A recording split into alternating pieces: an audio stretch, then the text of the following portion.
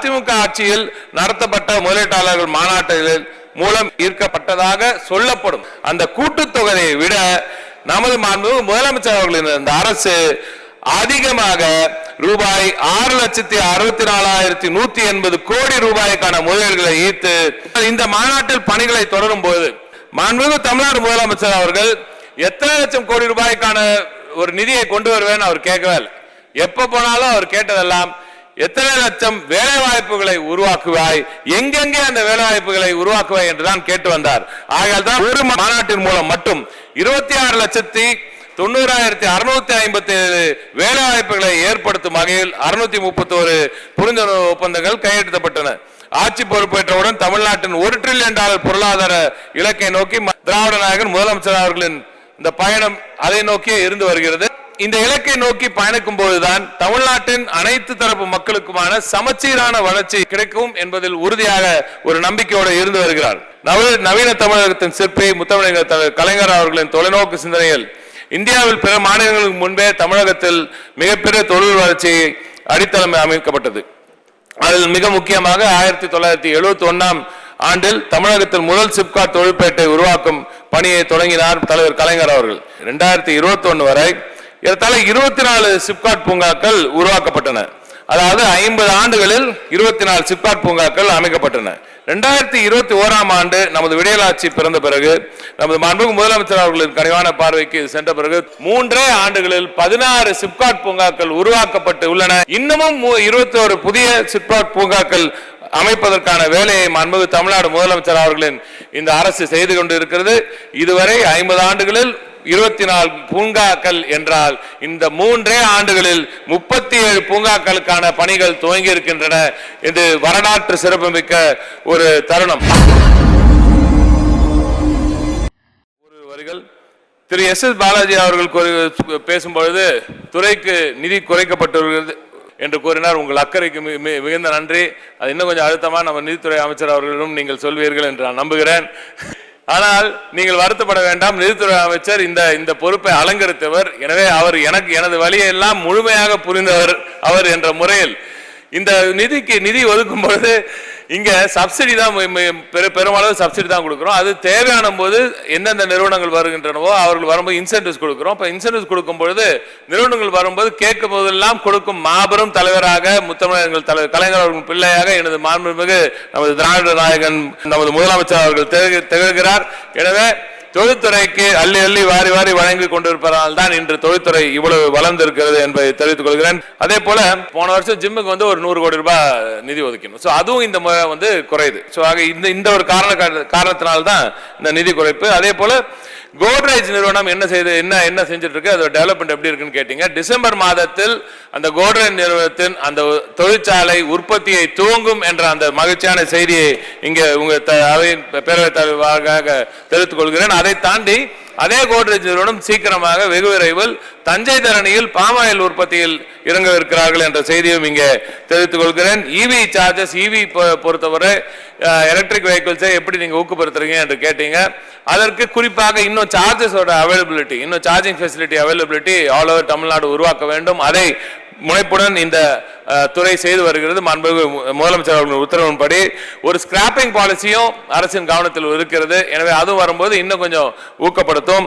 அதே போல நமது சாத்தூர் ரகுராமன் அவர்கள் நேரிலே சந்தித்தார். ஆலங்குளம் பிளான்ட் வந்து நீங்க ஸ்லோ டவுன் ஆகுது அதுன்னு கொஞ்சம் வருத்தப்பட்டார். அப்படியெல்லாம் எந்த ஒரு பிரச்சனையும் இல்லைங்க, நீங்க கவலையே வேண்டாம். ஆலங்குளமும் சரி அரியலூரும் சரி இன்னும் அங்கே உற்பத்தியை பெருக்குவதற்கான வேலைகளை இந்த அரசு செய்து கொண்டு இருக்கிறது. நீங்க கவலைப்படாமல் இருங்கள். அதே போல நீங்க அந்த நிலத்தை கொடுத்ததுக்கு நீங்கள் உங்க குடும்பத்தினர் இந்த நிலத்தை கொடுத்ததுக்கு மீண்டும் ஒரு முறை நன்றியை தெரிவித்துக் கொள்கிறேன். இந்த லைட்டர் மேட்டர் கேட்டீங்க நீங்க, அதை பொறுத்தவரை மாண்புமிகு முதலமைச்சர் அவர்கள் தான் முதல் முறை ஒன்றியத்துக்கு ஒரு கடிதம் எழுதி அதன் பிறகுதான் ஒன்றியம் அதன் கவனத்தில் எடுத்து அந்த லைட்டர் நம்ம தீப்பெட்டி தொழிலாளர்களின் நலனை பாதுகாத்த ஒரு மாபெரும் முதலமைச்சராக தலைவராக குடும்ப தலைவராக இன்று நமது முதலமைச்சர் அவர்கள் தெரிவிக்கிறார். இப்போ வரது வந்து கொஞ்சம் நிறைய இன்ஃபில்ட்ரேஷன் இருக்குன்னு சொல்றாங்க. நிறைய அதாவது ஒரு தவறான முறையில் நிறைய புதிய லைட்டர்லாம் உள்ள வருதுன்னு சொல்றாங்க. அதையும் தடுக்கணும் என்று நீங்க கேட்டிருக்கிறீர்கள். நிச்சயமாக அரசு அதை கவனத்தில் கொள்ளும்.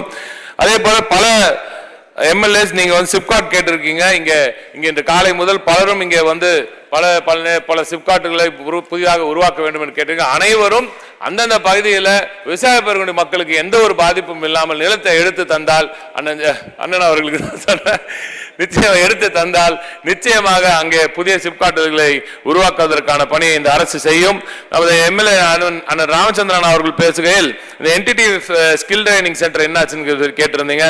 அதற்கு கன்ஸ்ட்ரக்ஷன் ஏற்கனவே ஆரம்பிச்சாச்சு. அந்த பணிகளும் விரைவில் முடிக்கப்படும். சூளகிரியில் இண்டஸ்ட்ரியல் ஹவுசிங்கான பணியும் டிஎஃப்ஆர் வந்து கோரப்பட்டு அந்த பணியும் இங்கே துவங்கி இருக்கிறது என்ற செய்தியை இங்கே தெரிவித்து மாண்புமிகு உறுப்பினர்கள் பலரும் வைத்த பல கோரிக்கைகளும் இந்த அரசு கனிவுடன் பரிசீலித்து வருகிறது. மாண்புமிகு முதலமைச்சர் அவர்களின் பார்வையில் உள்ளது என்பதை கூறி, மாண்புமிகு பேரவைத் தலைவர்களே, நவீன தமிழகத்தின் சிற்பி முத்தமிழர் தலைவர் கலைஞர் அவர்களின் தொலைநோக்கு சிந்தனையில் இந்தியாவில் பிற மாநிலங்களுக்கு முன்பே தமிழகத்தில் மிகப்பெரிய தொழில் வளர்ச்சி அடித்தளம் அமைக்கப்பட்டது. அதில் மிக முக்கியமாக 1971ஆம் ஆண்டில் தமிழகத்தில் முதல் சிப்காட் தொழிற்பேட்டை உருவாக்கும் பணியை தொடங்கினார் தலைவர் கலைஞர் அவர்கள். இதன் மூலம் தமிழகத்திற்கு மிகப்பெரிய தொழில் வளர்ச்சி உறுதி செய்யப்பட்டது. அன்று முதல் இன்று வரை 2021 வரை சொல்றான், 2021 வரை ஏறத்தாழ 24 சிப்காட் பூங்காக்கள் உருவாக்கப்பட்டன. அதாவது 50 ஆண்டுகளில் 24 சிப்காட் பூங்காக்கள் அமைக்கப்பட்டன.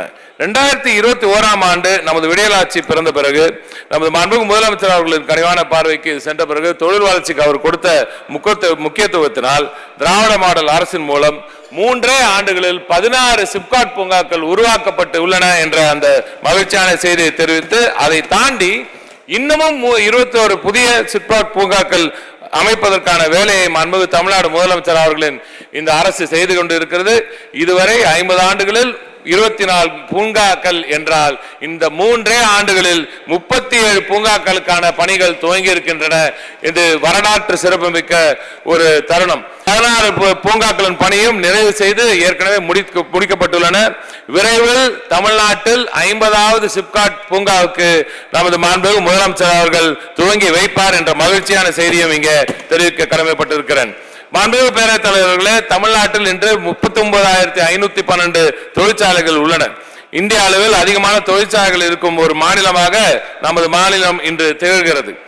மாண்புமிகு முதலமைச்சர் அவர்கள் ஆட்சி பொறுப்பேற்ற முதல் ஆண்டுக்கு 10 லட்சம் வேலைவாய்ப்புகளை வழங்குவது என்று உறுதியளித்தார். அந்த வாக்குறுதிகள் வலிமை சேர்க்கும் விதமாக தொழில்துறை சார்பாக ஆண்டொன்றுக்கு சுமார் 10 லட்சம் வேலை வாய்ப்புகள் என்ற வகையில் தொழில்துறை மூலமாக மட்டும் 31 லட்சம் வேலை வாய்ப்புகளை உருவாக்கி காட்டியுள்ளார் மாண்புமிகு தமிழ்நாடு முதலமைச்சர் என்று கூறுவதில் தொழில்துறை பெருமை அடைகிறது. நேற்று முன்தினம் மாண்புமிகு நிதித்துறை அமைச்சர் அவர்கள் மானிய கோரிக்கை உரையில் நிரம்ப வருவாய் கொடுத்த வணிகத்துறை அமைச்சருக்கு நன்றி கூறினார். இந்த 3 ஆண்டுகளில் தமிழ்நாட்டுக்கு மொத்த வரி வருவாய் ஏறத்தாழ 7,30,000 கோடி என்று நான் கருதுகிறேன். ஆனால் அதே இந்த 3 ஆண்டுகளில் சுமார் 10 லட்சம் கோடி ரூபாய்க்கு மேல் முதலீடுகளை கொண்டு வந்து தமிழகத்தில் குவித்துள்ளது திராவிட மாடல் அரசின் இந்த தொழில்துறை என்பதில் தொழில்துறை பெருமை கொள்கிறது. இதன் மூலம் 31 லட்சம் வேலை வாய்ப்புகளை உருவாக்கி அதையும் இந்த 3 ஆண்டுகள் செய்திருக்கிறோம். ஆனால் இந்த ஒரே ஆண்டில், குறிப்பாக இந்த ஓராண்டில், கடந்த ஓராண்டில் 7 லட்சம் கோடி முதலீடுகளை ஈர்த்த ஒரு பெருமை மாண்புமிகு முதலமைச்சர் அவர்களே சாரும். இதற்கு முக்கிய காரணம் உலகமே வியக்கும் வண்ணம் புதிதாக கட்டப்பட்ட நமது சென்னை ட்ரேட் சென்டர் ஃபேஸ் 2ல் ஜனவரி 7 மற்றும் 8ஆம் தேதி அன்று நடந்த உலக முதலீட்டாளர்கள் மாநாடு தான் என்று கூறினால் அது மிகையாகாது. 30க்கும் மேற்பட்ட நாடுகளில் இருந்து ஆயிரக்கணக்கானோர் கலந்து கொண்ட அந்த நிகழ்வுகளில் America, England, Singapore, Japan, Korea, south Korea, France, Australia, Germany மற்றும் டென்மார்க் என 9 பங்குதாரர் நாடுகளும் 2 சர்வதேச பங்குதாரர்களான தாய்பாய் பொருளாதார கலாச்சார மையம் மற்றும் வெஸ்டர்ன் ஆஸ்திரேலியா ஆகிய அமைப்புகள் கலந்து கொண்டனர். இதன் மூலம் கடந்த அதிமுக ஆட்சியில் நடத்தப்பட்ட உலக முதலீட்டாளர்கள் மாநாட்டில் மூலம் ஈர்க்கப்பட்டதாக சொல்லப்படும், அவர்கள் ஈர்த்ததாக சொல்லப்படும் அந்த கூட்டுத்தொகையை விட நமது மாண்புமிகு முதலமைச்சர் அவர்களின் இந்த அரசு அதிகமாக ரூபாய் 6,64,180 கோடி ரூபாய்க்கான முதலீடுகளை ஈர்த்து ஒரு பெருமை வாய்ந்த ஒரு முதலமைச்சராக நமது முதலமைச்சர் இங்கே வீட்டிருக்கிறார். அதுவும் குறிப்பாக சொல்லணும்னா அவங்க கொண்டு வந்த அந்த 2 ஜிம்ல கன்வர்ஷன் ரேட் நீங்க பார்க்கணும். முதல்ல எவ்வளவு பல ஸ்டேட் பல விஷயங்களை சொல்றாங்க. நாங்க 20 லட்சம் கோடின்றாங்க, 10 லட்சம் கோடின்றாங்க, 33 லட்சம் கோடிலாம் ஒரு சில பேர்லாம் சொல்றாங்க. அவங்களோட ஜிஎஸ்டிபி எல்லாம் பன்மடங்கு ஜாஸ்தியா சொல்றாங்க. ஆனால் நான் கூற விரும்புவது அந்த கன்வர்ஷன் ரேட், எவ்வளவு முதலீடுகள் அங்கே எம்ஓயு போடப்படுகின்றன, அதுல எவ்வளவு ஒரு தொழிலாக மாறி அதன் மூலம் வேலை வாய்ப்புகளாக மாறுது என்பது ரொம்ப முக்கியமான ஒரு விஷயம். அதை தான் கன்வர்ஷன் ரேட் என்று கூறுகிறோம். அந்த கன்வர்ஷன் ரேட்டை பொறுத்தவரை இன்னும் ரொம்ப டீட்டெயிலுக்குள்ள போல, ஆனால் மிக சொற்பமான கன்வர்ஷன் ரேட் தான் சென்ற அவர்களின் ஜிம் 1 மற்றும் 2 இருந்தது. ஆனால் இந்த ஜிம்மில், இந்த உலக முதலீட்டாளர் மாநாட்டில் நாங்கள் உறுதி கூறியதை போல அந்த மாநாட்டுக்கு நிறைவடையும் போது மாண்பு முதலமைச்சர் இதுக்காக தனியா ஒரு கமிட்டி போட்டு இதை ஃபாலோ அப் பண்ணுவோம், அதை ஃபாலோ அப் செஞ்சு ஒவ்வொரு எம்ஓயும் கன்வெர்ட் ஆகிறதை நாங்கள் உறுதி செய்வோம் என்று கூறினார். அதை உறுதி செய்து இன்று இந்த 6-7 மாதங்களில் மட்டும் ஏறத்தாழ 631 எம்ஓஏக்கள் போடப்பட்டன. 631 எம்ஓஏக்களில் 379 எம்ஓஏக்கள் இன்று அட்வான்ஸ் ஸ்டேஜில் இருக்கின்றன. அதாவது 60%, நாங்க சொன்னது 50%க்கு மேல இருந்தாலே பெரிய விஷயம் எல்லாம் சொன்னாங்க. ஆனால் 60% கன்வர்ஷன் ரேட்டை உறுதி செய்துள்ள மகத்தான ஒரு முதலமைச்சர் தான் மாண்புமிகு தமிழ்நாடு முதலமைச்சர் என்பதில் யாருக்கும் ஐயம் வேண்டாம். ஆனால் இந்த மாநாட்டில் பணிகளை தொடரும் போது மாண்புமிகு தமிழ்நாடு முதலமைச்சர் அவர்கள் எத்தனை லட்சம் கோடி ரூபாய்க்கான ஒரு நிதியை கொண்டு வருவேன் அவர் கேட்கவே இல்லை. எப்ப போனாலும் அவர் கேட்டதெல்லாம் எத்தனை லட்சம் வேலை வாய்ப்புகளை உருவாக்குவாய், எங்கெங்கே அந்த வேலை வாய்ப்புகளை உருவாக்குவாய் என்றுதான் கேட்டு வந்தார். ஆகையால் தான் ஒரு மாற்றம், இந்த ஒரு மாநாட்டின் மூலம் மட்டும் 26,90,657 வேலை வாய்ப்புகளை ஏற்படுத்தும் வகையில் 631 புரிந்துணர்வு ஒப்பந்தங்கள் கையெழுத்தப்பட்டன. ஆட்சி பொறுப்பேற்றவுடன் தமிழ்நாட்டின் $1 டிரில்லியன் பொருளாதார இலக்கை நோக்கி மாண்புமிகு நமது திராவிட நாயகன் முதலமைச்சர் அவர்களின் இந்த பயணம் அதை நோக்கியே இருந்து வருகிறது. ஏனென்றால் இந்த இலக்கை நோக்கி பயணிக்கும் போதுதான் தமிழ்நாட்டின் அனைத்து தரப்பு மக்களுக்குமான சமச்சீரான வளர்ச்சி கிடைக்கும் என்பதில் உறுதியாக ஒரு நம்பிக்கையோடு இருந்து வருகிறார். நமது இளைஞர்களுக்கு அப்போதுதான் உயர்தர வேலை வாய்ப்பும் கிடைக்கும் என்பதில் அவர் உறுதியாக இருந்து வருகிறார். எல்லோருக்கும் எல்லாம் என்ற அவர் கூறுகையில் அதன் முழுமையான பொருளையும் புரிந்து கொண்டு அந்த இலக்கை நோக்கி அவரின் செயல்பாடுகளை அமைத்து வருகிறார். எனவேதான் முதலீட்டாளர்களின் மாநாட்டின் மூலம் வேலைவாய்ப்புகளை உறுதி செய்வதோடு பரவலாக்கப்பட்ட வளர்ச்சியும் உறுதி செய்ய வேண்டும் என்று அவர் உறுதியாக இருந்தார். அதுவும் குறிப்பாக தென் தமிழகத்திற்கும் டெல்டா பகுதிகளுக்கும் மேற்கு மண்டலத்துக்கும் புதிய தொழில் பூங்காக்கள் தொழிற்சாலைகளும் கொண்டு வர வேண்டும் என்று மாண்புமிகு முதலமைச்சர் அவர்கள் உத்தரவிட்டார். அதன் விளைவாகத்தான் மிக பெரும் முயற்சிக்கு பிறகு உலகமே விரைந்த ஒரு பிரசித்தி பெற்ற ஒரு வின்ஃபாஸ்ட் மின் வாகன உற்பத்தி நிறுவனம் தூத்துக்குடிக்கு கொண்டு வரப்பட்டது. அதுவும் மிகப்பெரிய ஒரு வரலாற்று காணாத ஒரு பேரிடரை தொடர்ந்து தூத்துக்குடி சந்தித்த அந்த நிலையில் அந்த காயங்களுக்கு ஒரு மருந்தாக தூத்துக்குடி தொழில் வளர்ச்சிக்கு ஒரு புதிய ரத்தம் பாய்ச்சியுள்ளார் நமது மாண்புமிகு தமிழ்நாடு முதலமைச்சர் அவர்கள். இதன் மூலம் தூத்துக்குடி மற்றும் சுற்றுவட்டார பகுதிகளில் மின்வாகன உற்பத்தி மற்றும் அதை சார்ந்த பல புதிய நிறுவனங்கள் அமைந்து பல்லாயிரக்கணக்கான இளைஞர்களுக்கு உயர்ந்த வேலை வாய்ப்புகள் நிச்சயம் உறுதி செய்யப்பட்டுள்ளன. அதே போல வரலாற்றில் முதல் முறையாக டெல்டாக்காரன், நான் ஒரு டெல்டாக்காரன் என்று அவர் பெருமையாக கூறிக்கொள்ளும் நமது டெல்டாக்காரர் முதலமைச்சர் அவர்கள் டெல்டா பகுதியில் தொழில் வளர்ச்சிக்காக ஊக்குவிப்பதற்காக 300 ஏக்கர் பரப்பளவில் 120 கோடி ரூபாய் செலவில் புதிய சிப்காட் தொழில் பூங்காவை அவர் அறிவித்திருக்கிறார். நமது மாண்புமிகு முதலமைச்சர் அவர்கள் இந்த பணி தொடங்குவதற்கு முன்பாகவே பல நிறுவனங்கள் ஏற்கனவே இதில் நிறைய இன்ட்ரெஸ்ட் காமிச்சிட்டு வராங்க. அதனால நிச்சயமாக டெல்டா மக்களுக்கு டெல்டாக்காரன் நமது முதலமைச்சர் அவர்கள் வேலைவாய்ப்பை நிச்சயம் உறுதி செய்வார் என்று கூறுவதில் இந்த துறை பெருமகிழ்ச்சி அடைகிறது. விரைவில் புதுக்கோட்டைக்கும் அமைச்சர் உள்ளிட்ட அனைவருக்கும் சொல்றேன், விரைவில் புதுக்கோட்டைக்கும் புதிய சிப்காட்டுகள் உருவாக்கப்படும் என்ற அந்த மகிழ்ச்சியான செய்தியை இங்கே தெரிவித்துக் கொள்கிறேன். 100 ஆண்டுகளுக்கு முன்னரே மிகப்பெரிய தொழில் வளர்ச்சி கண்ட கோவை உள்ளிட்ட மேற்கு மண்டலத்துக்கு அப்பகுதிகளில் சார்ந்தவர்கள் ஆட்சியில் இருந்த போது கூட எந்த ஒரு புதிய தொழில் வளர்ச்சியையும் கொண்டு வரவில்லை என்ற மக்களின் கோரிக்கையை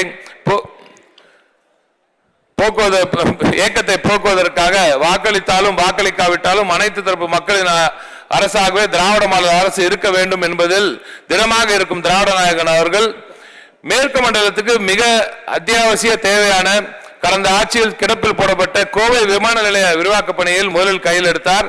ஆட்சி பொறுப்பு ஏற்றவுடன் ஏறத்தாழ 2100 கோடி ரூபாய் நிதி ஒதுக்கி அந்த வேலைகளை இப்பொழுது முழுமையாக முடிக்கப்பட்டு, அதுவும் கடந்த 6-7 மாதங்களில் பல முக்கிய கூட்டங்களை போட்டு அந்த வேலைகள் இப்போ முழுமையாக முடிக்கப்பட்டு வெகு விரைவில் கோவை விமான நிலைய விரிவாக்க பணி தேவையான அனைத்து நிலையெடுப்பு பணிகளும் முடிக்கப்பட்டு வெகு விரைவில் அந்த விரிவாக்க பணி துவங்கும் என்று கூறுவதில் இந்த துறை பெருமை கொள்கிறது. கோவை உள்ளிட்ட மேற்கு மண்டல மக்களுக்கு இந்த செய்தி மிகுந்த மகிழ்ச்சியை நிரம்ப தரும் என்று நிச்சயம் நம்புகிறோம்.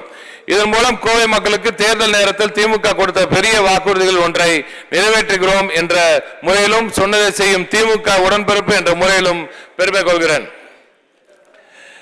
அதே போல மேற்கு மண்டலத்தில் மிகப்பெரிய தொழில் வளர்ச்சியை, வடமேற்கு மண்டலத்தில் மிகப்பெரிய தொழில் வளர்ச்சியை உருவாக்க வேண்டும். மேற்கு மண்டலத்திலும் சிப்காட் பூங்கா வாரப்பட்டியிலும், சேலத்தில் கைத்தறி பூங்காவையும், திருப்பூர் மற்றும் சேலத்தில் மினி டைடல் பூங்காவையும் இந்த அரசு நிறுவி வருகிறது. மிகப்பெரிய வளர்ச்சியை கொண்டு வருவது, இந்த பகுதிக்கு கொண்டு வருவதில் மாண்புமிகு முதலமைச்சர் அவர்கள் முனைப்பாக இருக்கிறார்.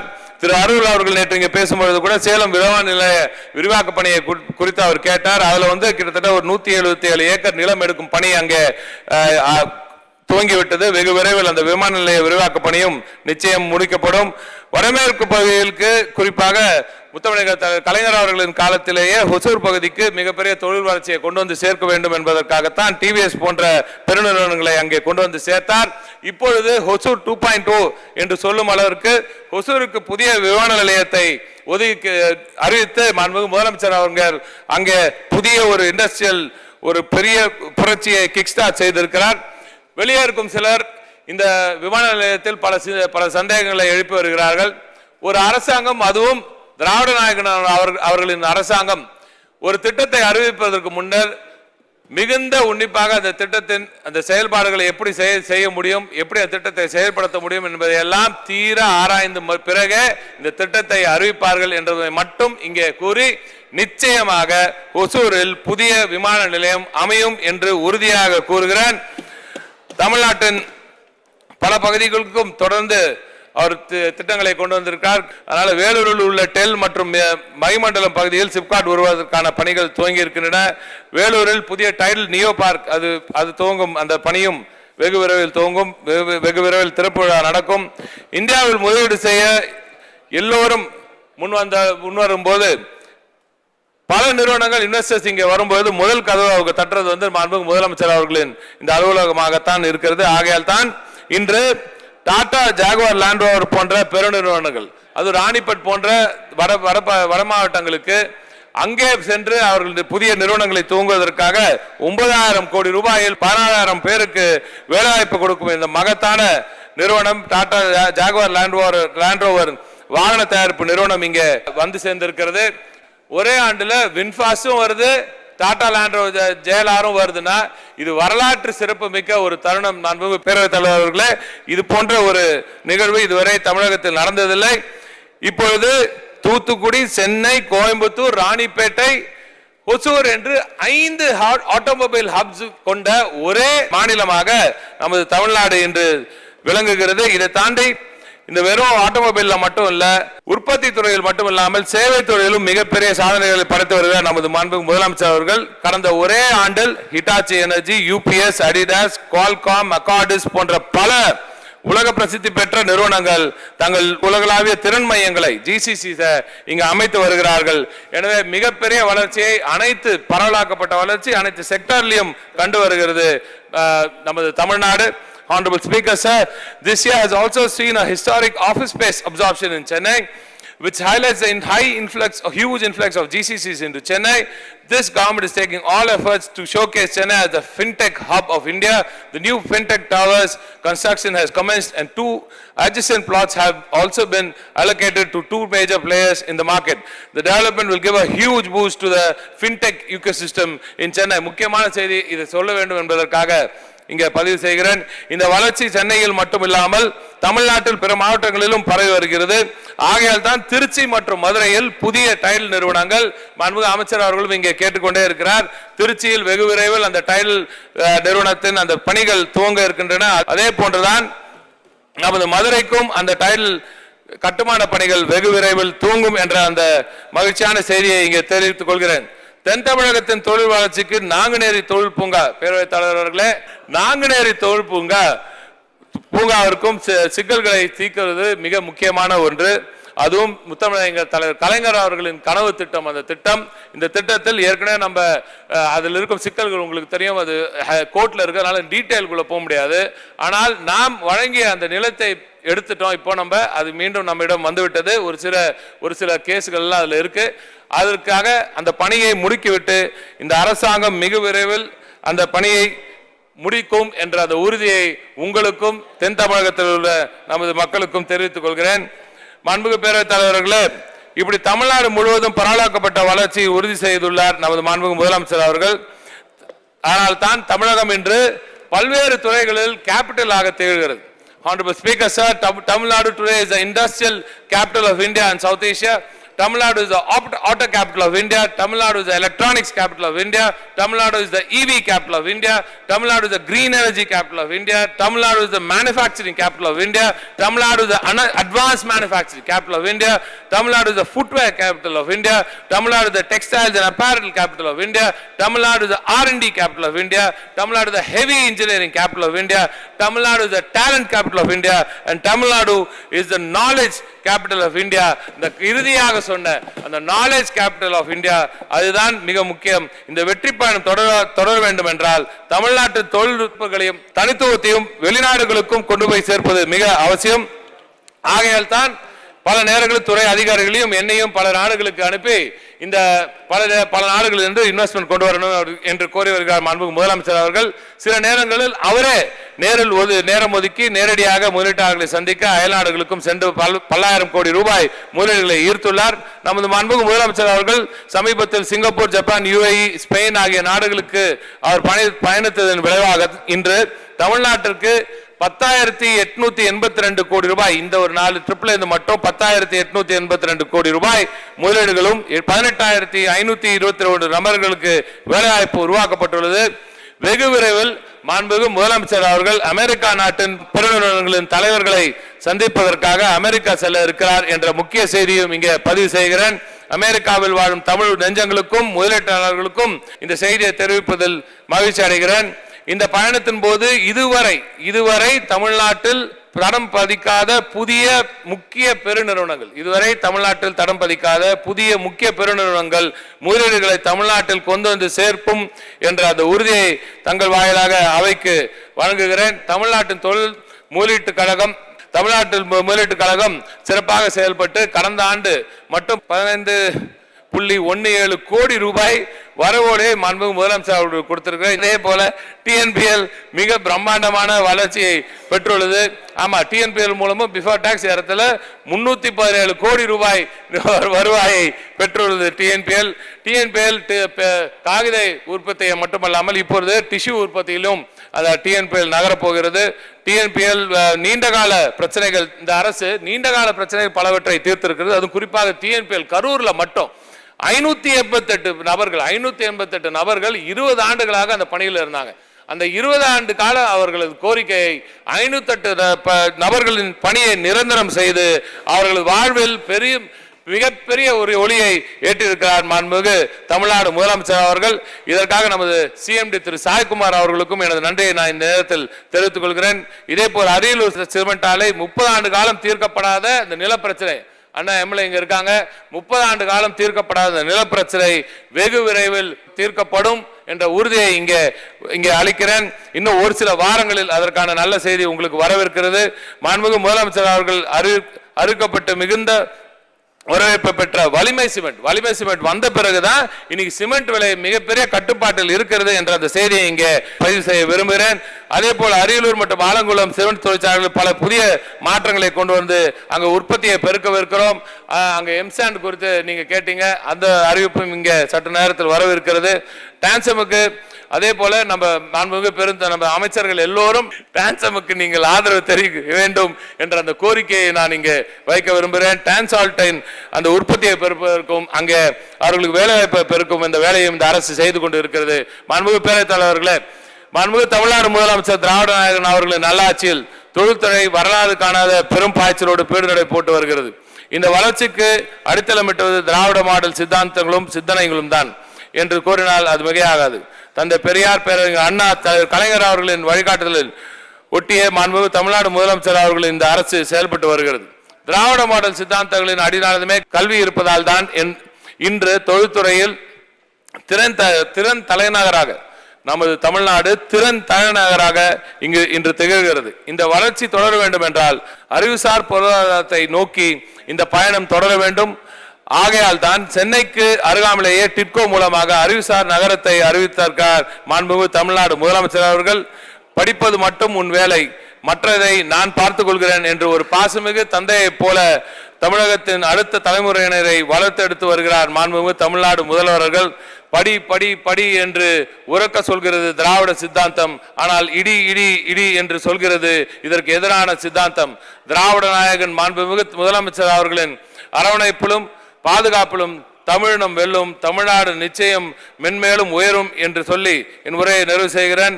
மதிப்புக்குரிய தலைமை செயலர், மதிப்புக்குரிய தலைமை செயலர் திரு சிவதாஸ் மீனா அவர்கள், மாண்புமிகு முதலமைச்சர் அவர்களின் செயலர்கள் திரு முருகானந்தம் ஐஎஸ் அவர்கள், உமாநாத் அவர்கள், சண்முகம் அவர்கள், அனு ஜார்ஜ் மேடம் அவர்கள், செயலாளர்கள் மற்றும் தனி செயலாளர் நிதித்துறை செயலாளர் அருமை திரு உதயச்சந்திரன் அவர்கள், எனது அருமை தொழில்துறை செயலாளர் அருண் ராய் அவர்கள் மற்றும் தொழில்துறை சார்ந்த துறை தலைமை உயர் அதிகாரிகளுக்கும் மாநில திட்டக்குழு துணை தலைவர் எனது அறிவியர் அண்ணன் ஜெயரஞ்சன் அவர்களுக்கும் அங்கே எனது திட்டக்குழு நண்பர்கள் அனைவருக்கும் எனது நன்றிகளை தெரிவித்து நிறைவு செய்கிறேன். நன்றி.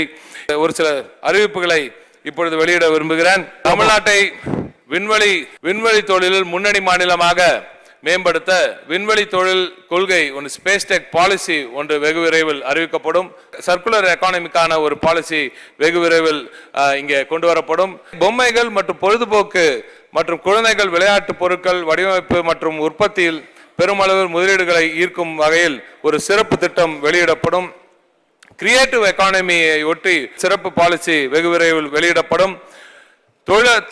தொழிலகங்கள் மற்றும் வர்த்தக சங்கங்களுடன் இணைந்து பணியாற்றி தொழில் நிறுவனங்களுக்கு ஆதரவு சேவைகளை வழங்குவதற்கும் மேலும் முதலீடுகளை ஈர்ப்பதற்கும் வழிகாட்டி நிறுவனத்தின் கிளை அலுவலகம் கோயம்புத்தூரில் தொடங்கப்படும். ஜப்பான் நாட்டு நிறுவனத்தினுடன் முதலீடுகளை அங்கிருந்து ஈர்க்கும் வண்ணம் ஜப்பான் டெஸ்க் ஒன்று உருவாக்கப்படும். அதே போல ஒரு டூரிசம் ப்ரொமோஷன் என்று ஒரு ஸ்பெஷல் செல் உருவாக்கப்படும். தமிழ்நாட்டில் சுற்றுலாவை ஊக்குவிக்க சிப்காட் மூலம் அங்கே நிலங்கள் எடுத்து தரப்படும். திருவள்ளூர் மாவட்டம் கும்மிடிப்பூண்டியில் வட்டத்தில் சுமார் 1500 ஏக்கர் நிலப்பரப்பில் உட்கட்டமைப்பு வசதியுடன் சிப்காட் தொழில் பூங்கா உருவாக்கப்படும். தூத்துக்குடி மாவட்டம் ஒட்டப்பிடாரத்தில் 1000 ஏக்கர் நிலப்பரப்பில் சிப்காட் தொழில் பூங்கா உருவாக்கப்படும். அரியலூர் மாவட்டம் உடையார்பாளையம் வட்டத்தில் 175 ஏக்கர் நிலப்பரப்பில் சிப்காட் பூங்கா உருவாக்கப்படும். திருச்சிராப்பள்ளி மாவட்டம் திருவம்பூர் வட்டத்தில் சுமார் 150 ஏக்கர் நிலப்பரப்பில் மேலும் ஒரு சிப்காட் தொழில் பூங்கா உருவாக்கப்படும். திருவாரூர் மாவட்டம் மன்னார்குடியில் கூத்தாநல்லூரிலும் சுமார் 150 ஏக்கர் நிலப்பரப்பில் 2 சிப்காட் பூங்காக்கள் உருவாக்கப்படும். காஞ்சிபுரம் மாவட்டம் திருப்பரம்பத்தூர் வட்டத்தில் சுமார் 750 ஏக்கரில் புதிய சிப்காட் ஒன்று அமைக்கப்படும். சென்னை வெளிவட்டார சாலையில் ஒரு 200 ஏக்கரில் ஒரு சிப்காட் பூங்காவும், பெரம்பலூர் மாவட்டத்தில் குன்னம் வட்டத்தில் ஒரு 100 ஏக்கரில் புதிய சிப்காட் தொழில் பூங்காவும், கரூர் மாவட்டத்தில் தகவல் தொழில்நுட்ப துறையில் 500 நபர்களுக்கு, இது மிக முக்கியமான, அங்கே ஏற்கனவே கமிட்மெண்ட் கொடுத்து அங்கே ஏற்கனவே நிறுவனங்கள் ஏற்கனவே வருவதற்கு தயாராக இருக்கின்றனர். எனவே கரூர் மாவட்டத்தில் வெகு விரைவில் ஒரு Tidel neo mini Tidel park நிச்சயமாக உருவாக்கப்படும். திருவண்ணாமலை மாவட்டத்திலும் வெகு விரைவில் ஒரு சிப்காட் மினி டைடல் பூங்கா அமைக்கப்படும். அதே போல அங்கு சிப்காட் அமைப்பதற்கான வேலையும் நமது கிரி அவர்கள் கேட்டதற்கிணங்க அந்த சிப்காட் அமைப்பதற்கான வேலையும் வெகு விரைவில் துவங்கப்படும். தனியார் பங்களிப்புடன் கூட்டு முயற்சியில் தொழில் பூங்காக்கள் சிப்காட்கள் உருவாக்கப்படும். மாநிலத்தில் தொழில் வளர்ச்சியை ஊக்குவிக்கவும் வகையில் சிறு குறு மற்றும் நடுத்தர தொழில் நிறுவனங்களுக்கு இந்த ஆண்டு டிக் மூலம் ஒரு 2100 கோடி ரூபாய் கடன் வழங்கப்படும். சிப்காட் தொழில் பூங்காவில் ஒரு ப்ராடக்ட் டிஸ்பிளே சென்டர் ஒன்று துவங்கப்படும். தூத்துக்குடி கும்மிடிப்பூண்டி ஆகிய பகுதிகளில் 6 கோடி மதிப்பில் திட்ட மதிப்பீட்டில் விளையாட்டு திறல்கள் சிப்காட்டிற்குள் அங்கே அமைக்கப்படும். ஆலங்குளம் சிமெண்ட் ஆலையில் எம்சாண்ட் உற்பத்திக்கான ஏறத்தாழ 25 கோடி ரூபாய் மதிப்பீட்டில் புதிய ஒரு தொழிற்சாலை அமைக்கப்படும் என்று கூறி, பேரவைத் தலைவர்களே, வெட்டு தீர்மானங்கள் மாண்புமிகு உறுப்பினர்கள் கொடுத்திருந்த வெட்டு தீர்மானங்களில் போதுமானதற்கு எனது பதிலுரையில் விளக்கம் அளித்துள்ளேன். மீதமுள்ள வெட்டு தீர்மானங்களுக்கு வருகின்ற காலங்களில் மாண்புமிகு முதலமைச்சர் அவர்களின் கலந்துரையாடி பரிசீலிக்கப்படும். அதனால் மாண்புமிகு உறுப்பினர்கள் தங்கள் கொடுத்த வெட்டு தீர்மானங்களை திரும்ப பெற்றுக்கொண்டு தொழில் முதலீட்டு ஊக்குவிப்பு மற்றும் வர்த்தகத்துறையின் சார்பில் 2024-25 ஆண்டிற்கான எனது 23 அறிவிப்புகளையும் ஏற்றுக்கொண்டு மானிய கோரிக்கையை நிறைவேற்றி தருமாறு கேட்டுக்கொள்கிறேன். நன்றி, வணக்கம்.